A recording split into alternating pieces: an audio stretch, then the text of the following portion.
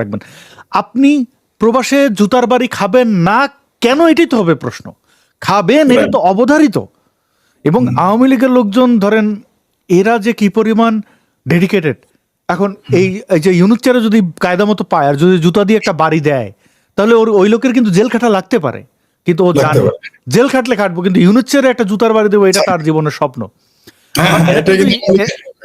এরা কিন্তু মেরে ফেলবে না, এরা কিন্তু মেরে ফেলবে না। যদিও এইসব দেশের আইনে মানুষের গায়ে ফিজিক্যাল কোনো অ্যাটাক আপনি করতে হবে না, ভার্বাল আপনি করেন, শাস্তি হবে।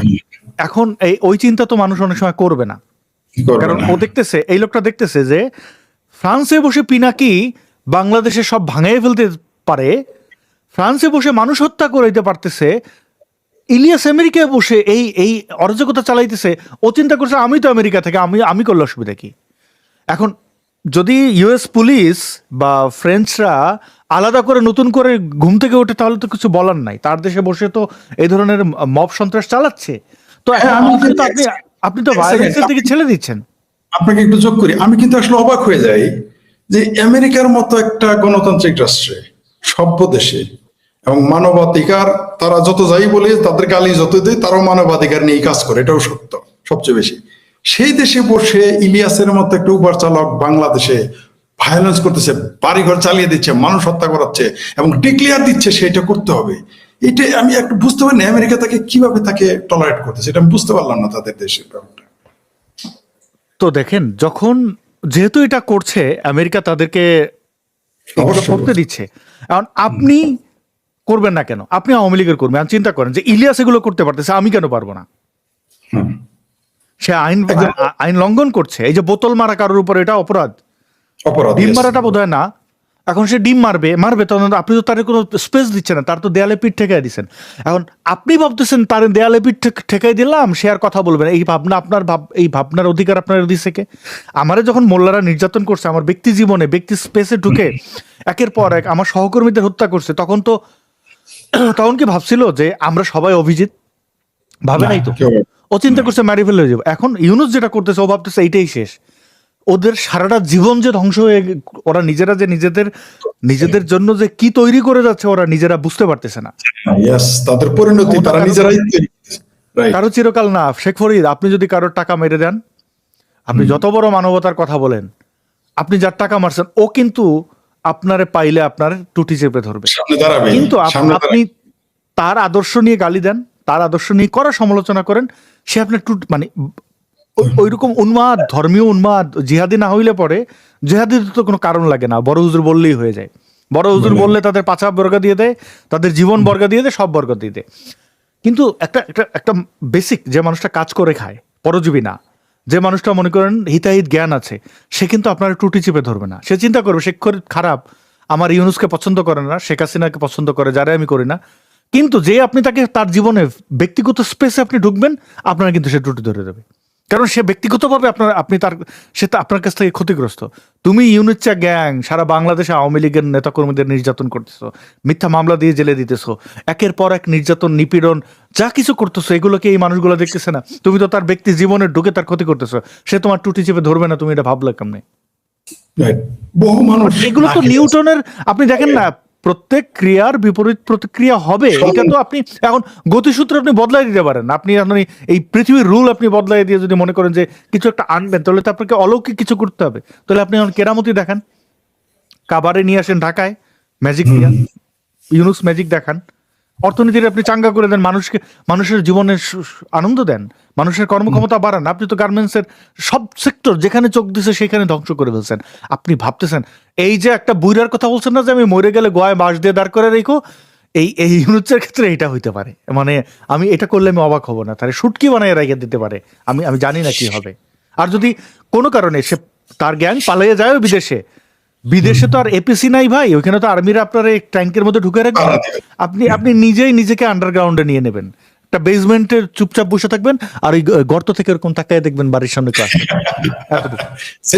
যেটা খোদ পিনাকি করে, শুনলাম যে পিনাকি নাকি ফ্রান্সে বের হয় না, রাস্তাঘাটে বের হয় না। না, ও বেরিলে মাইর খাবে কনফার্ম, মাইর খাবে কনফার্ম। আপনি এখানে দর্শকদের জিজ্ঞেস করেন, ফ্রান্সে আমি না হইলো কয়েকশো মানুষের সাথে কথা বলছি এই যাবত, কারণ আমি ওর ডিপোর্টেশনের জন্য একটা লেটার তৈরি করছিলাম, কিন্তু ফ্রেঞ্চ গভর্নমেন্ট ওকে পাল্টেছে। কেন পাল্টেছে আমি জানি না, ও কোনো এজেন্সির।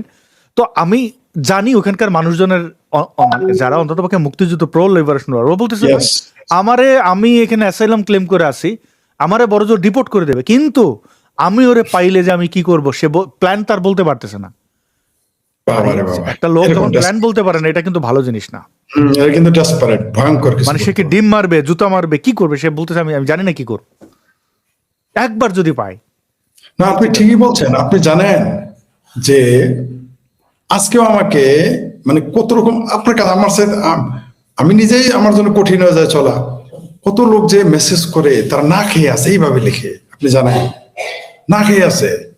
তো এটা তো একজন না, দুইজন না, হাজারো, এটা হাজারো। তো এই যে কিছু কিছু মানুষ ছিল যারা খুবই সচ্ছল, তাদেরকে অর্থনৈতিক পঙ্গু বানিয়ে দেওয়া হয়েছে। আচ্ছা, আপনারা কি মনে করেন এটা তো বিদেশে বললেন, আপনি আগেও বলেছেন, এখন আপনার তো দরবেশের নাতিপুতি হয়তো সত্য হয়ে যাবে খুব শীঘ্রই, এই জন্য আপনার মুখ থেকে এটা বের করলাম যে যাতে সত্য হয়ে গেলে দেখা যাক কি ঘটে।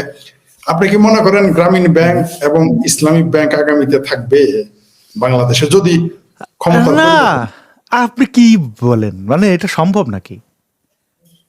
মানে এটা আসলে সম্ভব নাকি? আপনি এত ধ্বংস করছেন, আপনার কোনো পলিটিক্যাল ইয়ে নাই।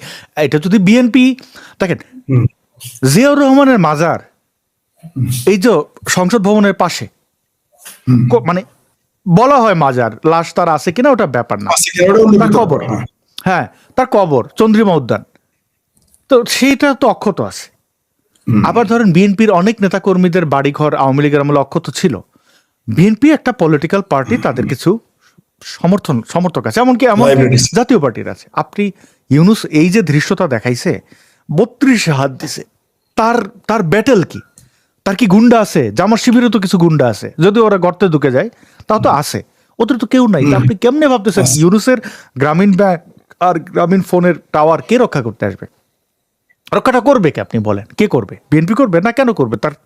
তার ইয়ে কি? জামাত করবে? জামাত তো গাদ্দার, দালালরা তো জীবনে কারোর হয় না, সে তো দালাল। সে ভাড়ায় খাটবে যখন যাকে পাবে। আমাদের সমাজে একটা কথা আছে, পতিতাদের দিয়ে মানুষ গালাগালি করে, কারণ তার রাগ হচ্ছে যে পতিতার শুধু তার সাথেই শোবে, আর কারোর সাথে শোবে না, তার সাথে শুইলে সে ভালো।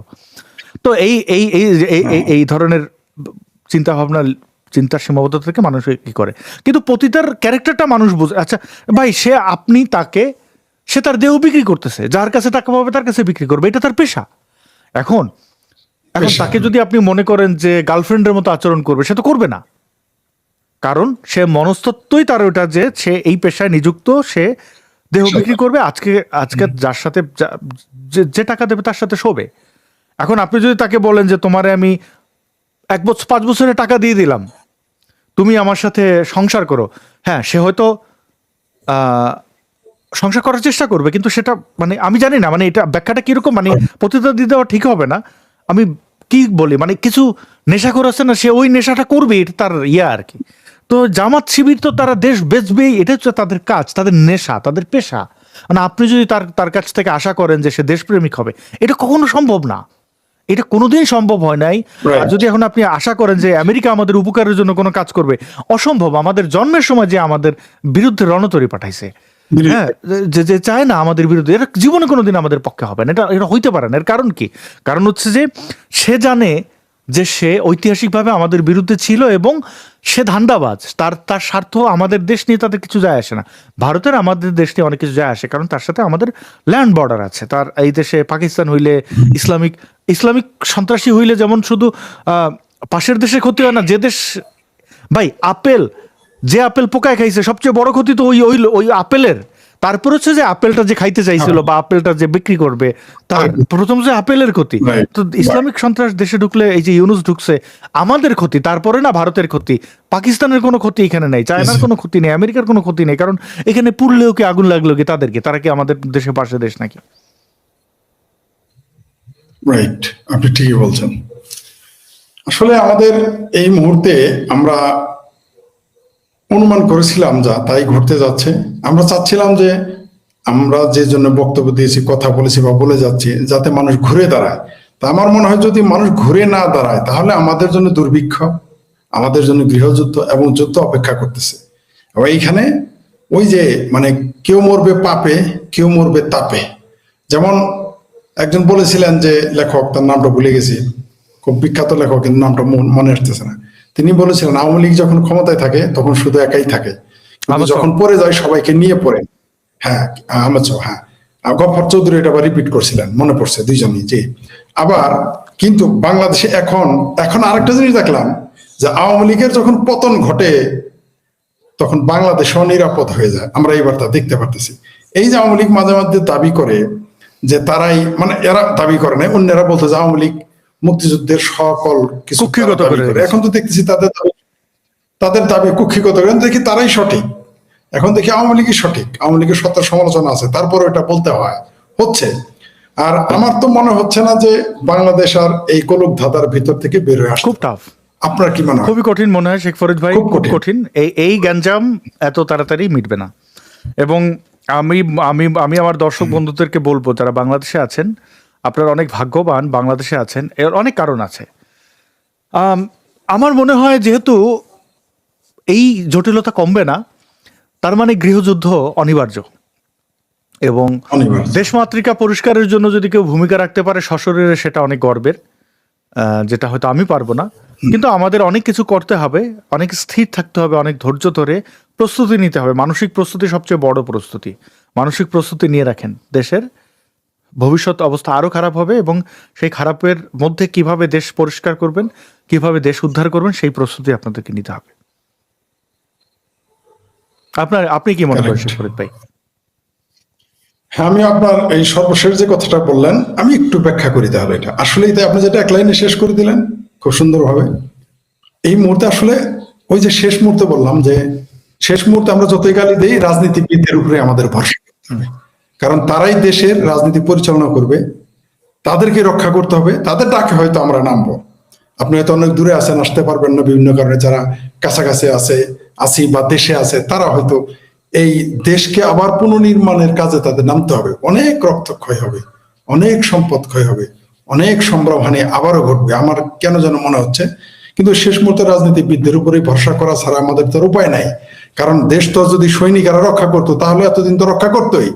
বাংলাদেশের আর্মি যদি এটা রক্ষা করতো তাহলে তার এই মব ভায়োলেন্স হতে দিত না। তবে আমার কেন মনে হচ্ছে জানেন, এগুলো পরিকল্পিত ভাবেই কেউ করাচ্ছে এবং করবে। তাই আমরা এখান থেকে সহজে উঠে আসতে পারবো না। কারণ আমাদের যে সবচেয়ে বড় যে রাজনৈতিক দল, তারা এখন দেশের বাইরে, বা তারা আত্মগোপন করে আছে, বা তাদের বের হতে দেওয়া হচ্ছে না।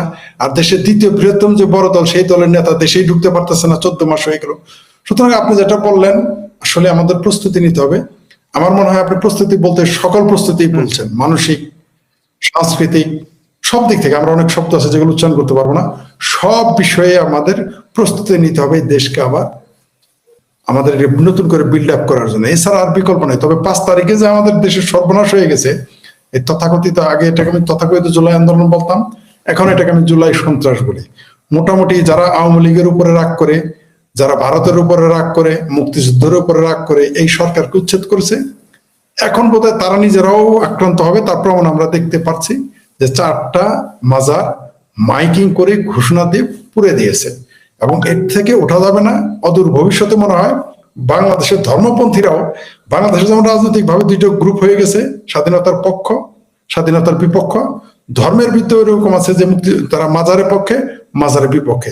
এই 4টা পক্ষ, আমার মনে হয় 4 পক্ষের যে কোন্দল হবে, তাতে যদি আমাদের এই মুহূর্তে নেতারা বা নেত্রীরা যদি এটা ঐক্যবদ্ধভাবে এটা না রুখে দেন, তাহলে এই দেশটা আপনি ইরাক সিরিয়ার ছাড়া আর কিছুই হবে না। মানে আমাদের আর কোনো উপায়ই থাকবে না, এবং দেশের সার্বভৌমত্ব টিকে থাকবে কিনা আমার যথেষ্ট সন্দেহ আছে। তাই আমি বাংলাদেশের সাধারণ জনগণ যদি এখন জেগে ওঠে কোনো না কোনো ভাবে, তাহলেই কেবল সম্ভব। তাছাড়া আমার মনে হয় সম্ভব না। কারণ এই দেশের বুদ্ধিজীবীদের উপর আর বিশ্বাস আমার নাই। এখন সাধারণ মানুষের যদি কিছু করে তারা সামনে আসে, এছাড়া আর কোনো বিকল্প নাই। দর্শক, আপনারা শুনলেন যে আসাদ যেটা বলে, আমাদের প্রস্তুতি নিতে হবে আমাদের দেশকে ঠিক রাখতে, দেশের সার্বভৌমত্ব ঠিক রাখতে। যার যার মতো করে প্রস্তুতি নিতে হবে, মানসিক এবং সব দিক থেকে প্রস্তুতি নিতে হবে। ধন্যবাদ সকলকে। অনেক ধন্যবাদ শেখ ফরিদ। আমরা আজকের এই যে দেশদশের কথা এবং এই এপিসোডের 16তম, মানে এই শোয়ের 16তম পর্বে আপনাদের কে ধন্যবাদ কৃতজ্ঞতা জানাই যারা বাংলাদেশ এবং ভারত থেকে দেখছিলেন। এবং আমাদের এই টাইটেল দেখতে পাচ্ছেন, রাজাকারের বাচ্চারা ভয়ে আছে, এই প্রশ্নটি আমি রেখেছি। এবং আপনারা আজকের আলোচনা থেকে বুঝতে পারলেন যে ভয়ে আছে কিনা, তাদের অবস্থান কি, তাদের আউটপুট কি বের হচ্ছে। এবং শেখ ফরিদ ভাই আজকে ডেইলি স্টারে একটি কমেন্ট ছিল, বা মানে একটি পোস্ট ছিল, যে ধর্মচর্চা করতে গিয়ে কি আমরা সংস্কৃতি চর্চা বাদ দেব, এবং সেখানে ইসলামপন্থীদের যে হুমড়ি খেয়ে পড়া। এবং শেখ ফরিদ সেখানে একটা কমেন্ট করেছিলাম, আমি দেখলাম যে মুসলমানদেরকে মাদ্রাসাই মানায়। তবে এটা আমি একমত যে আপনারা তাহলে মানে এই উগ্রপন্থী বুঝিয়েছেন, উগ্রপন্থীরা যদি ভালো না লাগে শরীর ম্যাচ করে যান বা মাদ্রাসায় যান। এখানে তো দেখলেনি কিভাবে মাদ্রাসায় আপনার সন্তানদেরকে আদর আপ্যায়ন করা হয়। সেই চর্চায় আগান এবং ধ্বংস হয়ে যান। পথ দুটো, একটা হচ্ছে যে আপনি শোধরাবেন, নইলে ধ্বংস হবেন। এবং ধ্বংস হতে হলে আপনাদের যারা পীরে কামেলরা রয়েছেন, নিজেরা বিভিন্ন দেশে পালিয়ে থেকে, ইলিয়াস পিনাকি আপনাদের উস্কানি দিচ্ছে, তারা দেশে আসছে না, কারণ তারা চায় আপনারা এই ধ্বংসের উপত্যকায় বসবাস করেন, আরো ধ্বংস হন। কারণ আপনারা ধ্বংস না হলে, আরামে থাকলে তো তাদের টুল হবেন না, তাদের হয়ে ছাগলামিটা করবেন না। তো আপনারা ছাগলামি করেন, মাদ্রাসায় যান, ধ্বংস হয়ে যান। আর উন্নতি চাইলে যুদ্ধের জন্য প্রস্তুতি নেন, কারণ এই আগাছা আপনাকেই পরিষ্কার করতে হবে।